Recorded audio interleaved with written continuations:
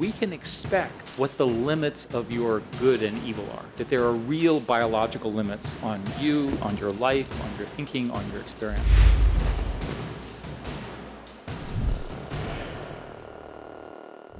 Can we train a AAAI to be saintly?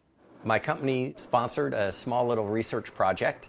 We took GPT, a large language model, and we tuned it to behave like a guru. And the reason we chose an Indian guru rather than Jesus Christ or Muhammad or Buddha or one of the more well-known religious figures is we figured that there'd be a lot less information already in GPT about this, relatively obscure Indian saint. The main purpose of it was to see, can we transmit the ethical values of this saint to a large language model in such a way that it really affects how that model behaves.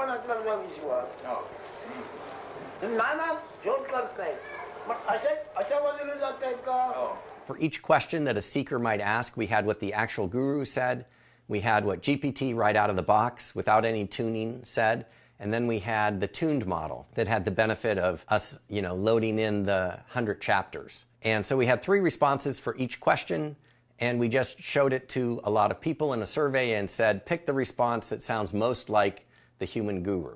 It turned out that the vast majority of survey respondents were able to choose the model that had been trained to act like the guru. That was pretty good evidence that with relatively little effort and cost, it was possible to train an AI agent to adopt the values and the mannerisms of, in this case, a spiritual saint. The larger picture that gives me tremendous hope for the future of humanity and AI is that I don't believe saintliness is required in order to have aligned values. We don't have to be saints. We simply have to have the preponderance of our behavior be positive, and these models will definitely pick up on them. And I think as long as all of us are aware that AI is taking its cues from us, and we all make a little bit of an effort to model positive values, I think the world will be a fantastic place, because artificial general intelligence and superintelligence is such a powerful force. As long as the value system that force is acting on is positive, we're going to get really, really fantastic results. Now, all of this covered learning at the AI agent level, but what about the network itself? How does that learn? If you'd like to learn more about that, stay tuned and check out the next episode.